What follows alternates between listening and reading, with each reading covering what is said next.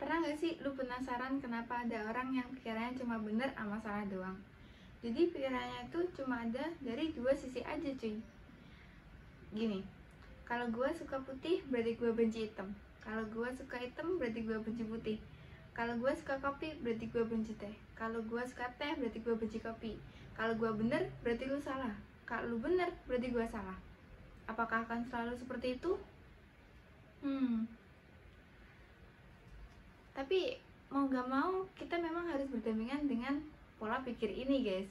Nah, selamat datang di pembahasan pola pikir biner. Tapi sebelum gue lanjutin, bumper dulu.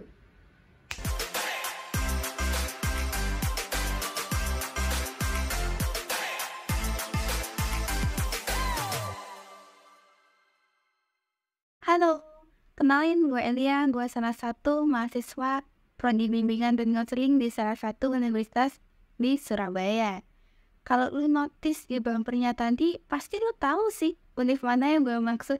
Ini, di sini gue nggak sendiri, Wir. Gue sama temen gue nih, kenalan dulu.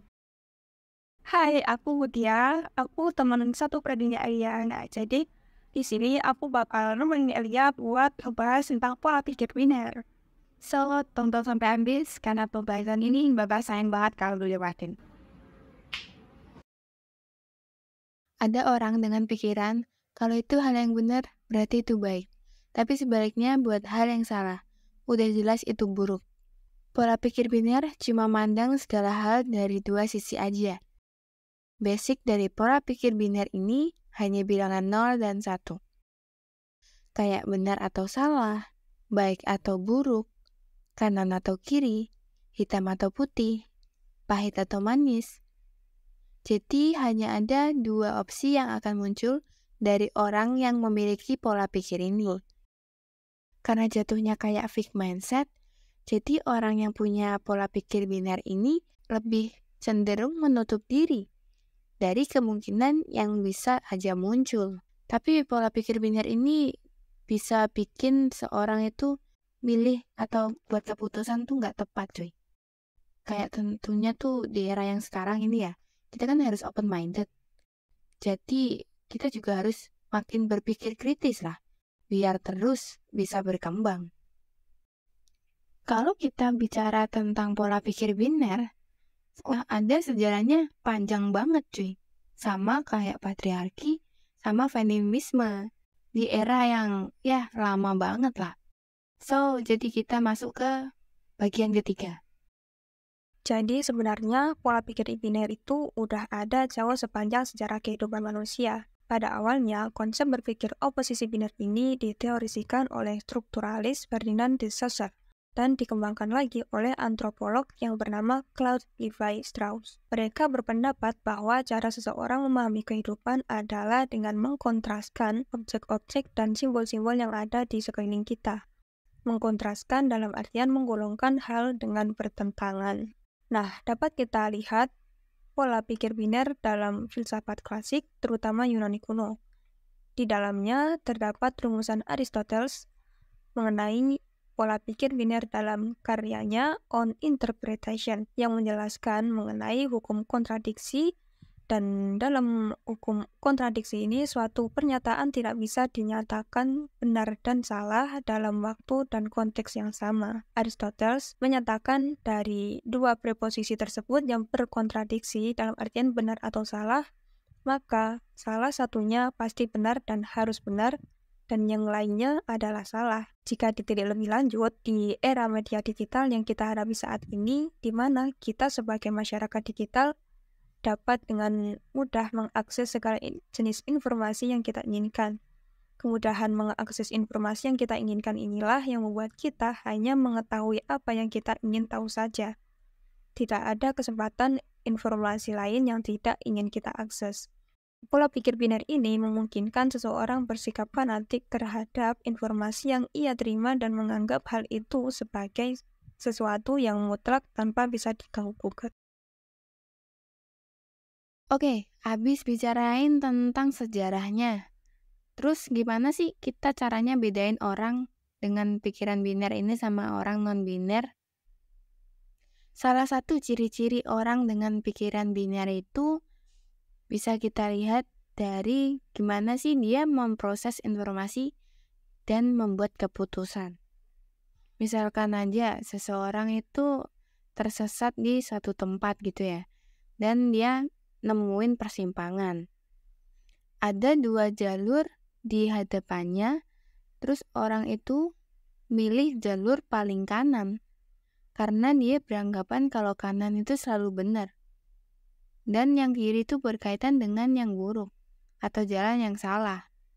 Nah, ini bisa disebut dengan pola pikir biner, karena dia mengaitkan kanan selalu benar, dan kiri selalu salah, atau buruk gitu. Terus gimana dengan orang yang non-biner? Apakah orang non-biner ini nggak milih dari 2 yang lain gitu? Ya kagak juga cuy, orang yang mikir non-biner itu pasti mikirnya dengan rasional lah. Orang dengan pikiran non-biner akan berpikir secara rasional untuk nentuin jalur apa yang bakal dia lewatin. Orang itu nggak akan berpikir kalau kanan itu selalu baik dan kiri itu selalu buruk. Itu yang non-biner ya. Terus intinya apa? Ingat kalau ada kata selalu di situ. Jadi orang yang selalu ngaitin 2 hal, kayak kanan itu menuju kebaikan lah, terus kiri itu menuju keburukan atau pasti hasilnya jelek dan segala macamnya. Nah itu tuh biner gitu. Orang dengan pikiran biner ini tuh selalu mengabaikan kompleksivitas moral dan suasana abu-abu dalam suatu situasi. Penting banget ya buat diingat kalau karakteristik seseorang itu nggak bisa disederhanakan menjadi biner atau non-biner secara mutlak. Dan individualitas serta konteks sosial juga memainkan peran yang penting untuk membentuk pola pikirnya seseorang. Lalu, apa sih manfaat juga dampak negatif pola pikir biner? Beberapa manfaat dari pola pikir biner diantaranya adalah orang dengan pola pikir biner dapat membuat keputusan dengan cepat berdasarkan opsi yang telah disederhanakan, sehingga membantu seseorang menghindari kebingungan saat menangani beberapa masalah. Yang kedua itu, orang dengan pola pikir biner dapat mempermudah komunikasinya. Kok gitu sih? Ya, karena pada dasarnya orang dengan pikiran biner itu selalu mengategorikan sesuatu menjadi 2 kategori aja, guys.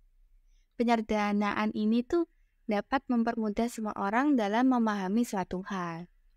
Dan manfaat pola pikir biner yang ketiga yaitu dapat memberikan rasa aman bagi manusia. Karena dasarnya manusia juga memiliki kecenderungan untuk merasa aman dengan jawaban yang pasti. Kemudian, bahaya pola pikir biner itu sendiri antara lain menimbulkan kekakuan pemikiran. Hal ini terjadi karena orang dengan pola pikir biner sudah terbiasa melihat segala hal dalam dua kategori dan akan kesulitan apabila mempertimbangkan kemungkinan-kemungkinan lain yang mungkin bisa terjadi. Terus, orang dengan pikiran biner ini biasanya ngabain kondisi nyata. Ini dapat terjadi karena kecenderungan mereka itu melihat segala sesuatu dengan hitam sama putih aja, dan nggak mempertimbangkan kenyataan lain yang mungkin terjadi. Dan bahaya yang ketiga, yaitu orang dengan pola pikir biner tidak mampu mengeksplorasi solusi yang kreatif dan inovatif. Karena orang dengan pemikiran biner selalu terjebak dalam pilihan salah satu saja di antara 2 pilihan. Nah, jadi pada intinya, orang dengan pemikiran biner itu cenderung menyederhanakan atas terjadinya sesuatu itu secara berlebihan. Nah, padahal di baliknya terjadinya sesuatu itu masih ada banyak kemungkinan yang terjadi di baliknya. Dan tidak jarang dari orang dengan pemikiran biner ini lebih sering menolak saran dari orang lain apabila saran tersebut tidak sesuai dengan apa yang ia pikirkan. Tuh, nah pikiran biner ini kan fixed mindset ya teman-teman ya. Jadi, kayak kita tuh kan zaman sekarang pastinya nggak bagus juga ya kalau kita terlalu fixed mindset. Tapi di sini kita nggak ingin menyekstin orang dengan pikiran biner ataupun non-biner. Karena kalau kita lihat dari sejarahnya sendiri, pikiran biner atau pola pikir biner ini sama kok lamanya kayak patriarki dan juga feminisme. Tapi kenapa masih ada sampai sekarang? Ketiga ini sebenarnya kan itu karena memang masih relevan sampai sekarang kan. So, karena pikiran binar ini pun juga kita nggak bisa buangnya dari dunia. Jadi kita memerlukan yang namanya berpikir kritis. Nah, tetap utamakan rasional kalian karena ini memang sangat penting gitu. Tapi memang kayak frekuensi ini perlu kita ilangin sebenarnya juga. Ya nggak apa-apa sih, tapi karena di era digital kayak sekarang itu perlu yang namanya kita berpikir kritis. Nah, kayak gitu aja yang mungkin bisa kita sampaikan karena kita masih belajar juga ya Mbak Dia. Ya, mungkin itu yang bisa kita jelasin tentang pola pikir biner. Kalau kalian masih bingung-bingung tentang pola pikir biner ini, kita nyantumin berbagai referensi di bawah buat bikin konten ini ya teman-teman. Oke? Kalau ada yang ingin kalian tanyakan, mungkin kalau kalian masih bingung atau wis selantai waktu ini. Nah, kalau ada yang ingin tanyain, kalian boleh banget kok buat chat di kolom komentar. Kita juga diskusi bareng ya nanti ya. So, like kalau suka, dislike kalau nggak suka, and see you on the next video. Bye-bye.